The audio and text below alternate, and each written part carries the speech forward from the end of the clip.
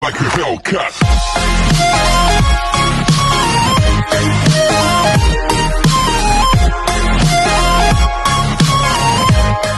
Hey guys, and welcome to Outkast Panda Crew. Today we're going to talk about the best cars to start off your modifying career with. Let's go. At number 10, the new old Mini Cooper R50 R53. This was launched in 2000 by BMW. Now the one you want is the 1.6 inline-4 supercharged version, which is the Mini Cooper S, having the distinctive scoop in the bonnet to cool down the top mount intercooler. It boshes out around 170 brake horsepower, so with a bigger intercooler, a straight pipe, a bigger cold induction kit and a remap, you can achieve over 200 brake horsepower easy. The same around in torque as well, but if you're lucky enough to afford the Mini Cooper Works, you should start off with about 200 brake horsepower. There are plenty of body kits to choose from, like the Bratis ones, the JCW kits, and even the Rally Spec kits, because you need huge spoilers in your life. It just makes you happy. This is why this Mini Cooper is a cool car to start with. The Ford Focus Mark II. To be honest, it doesn't matter what engine or model you get, just go for the budget you can afford. From a 1.4 to the 2.5 turbo, you can do loads to these cars. If you get the 1.4, just go mad on a body kit. You can fake it until you make it with an ST or an RS kit, or just go total different and get a body kit and make it your own. There are such plentiful parts everywhere and cheap. You can definitely afford to modify a Ford Focus. The exhaust system to pop and bang maps. You will have so much choice, and it's definitely one of the first cars you should own. The Skoda Fabia. Right, the one you want is the Mark I VRS 1.9 TDI because cool, and it pulls like a freaking train. There is the Mark II Fabia, which is a 1.4 TSI VRS, and again the 1.9 is the one you want. The 1.4 is both turbocharged and supercharged. Yes, both twin boom. Revo can do a stage 1 remap, which brings it up to 215 brake horsepower. Now doesn't that sound fun? With the 1.9 TDI and a DPF delete and an EGR blank, a straight pipe, you will have all the redneck diesel fun you can ever have. Body kits and alloys, again, these are plentiful. You can choose from the likes of BBS 1552s. You can even go down the rally style look, which on Skoda looks really good. It's a favourite of mine. These are pretty cheap to insure and tax, so go on and get on at it. Renault Clio.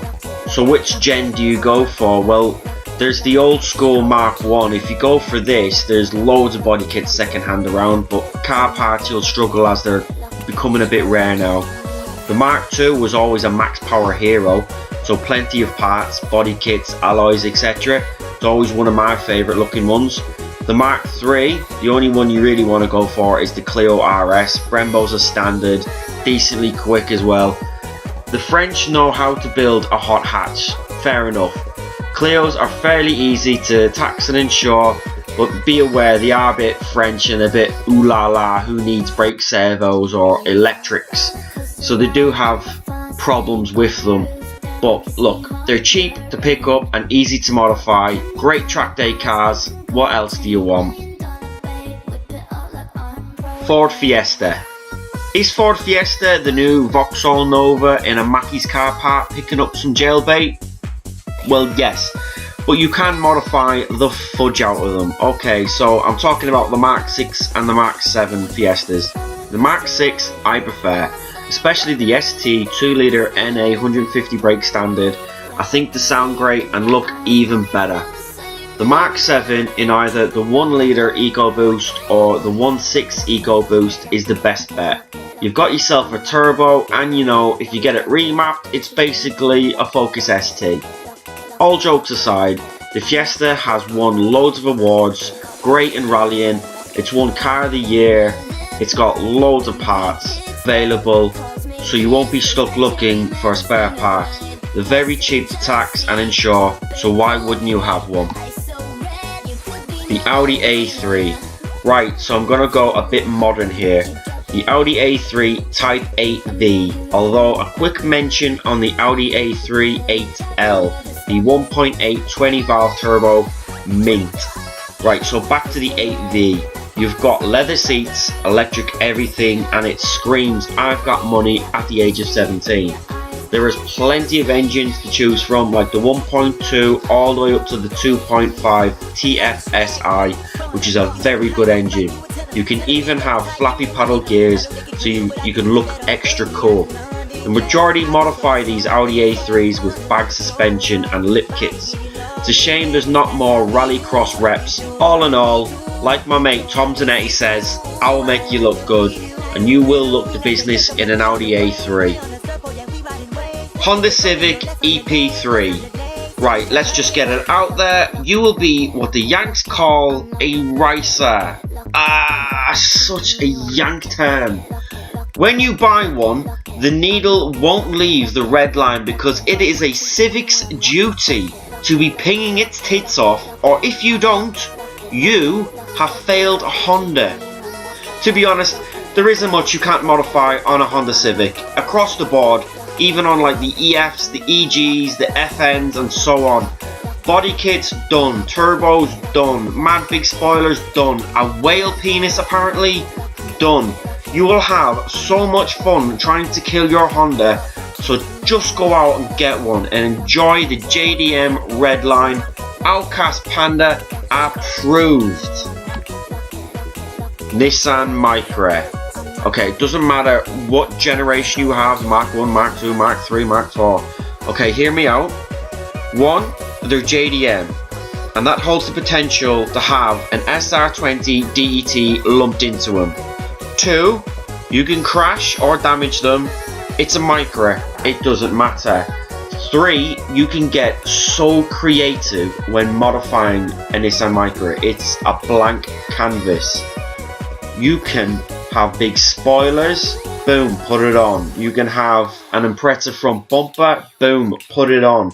You can go to town when modifying a little Micra. A secret sleeper would look brilliant in one of these.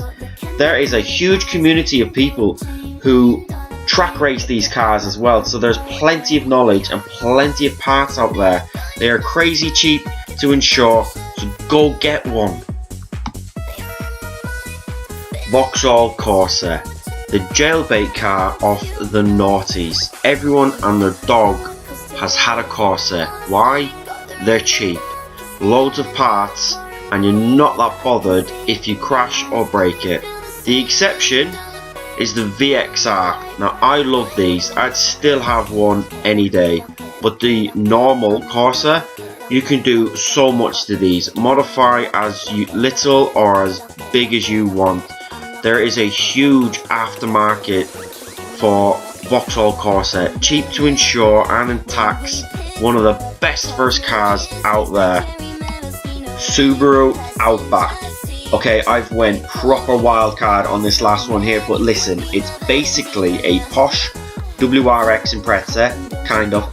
Well, the first gen had an EJ 2.2 and the second gen had an EZ30, which is a 3-litre boxer, and it sounds very meaty. Or the ultimate kind of almost an Outback, but it's not, it's a Legacy GTB, had a twin turbo EJ20. It's basically an Outback, except it was lower. It's the same car, trust me. But listen, you've got yourself a boxer engine with all them Subaru noises, a huge boot for the wow times, and leather seats. It's all cool. It's cheap to insure because it's a granddad car, and you can find some body kits for it. So, you know, make your shaggin' wagon the best what you can. Get one. So that has been 10 of the best cars to start your modifying career with.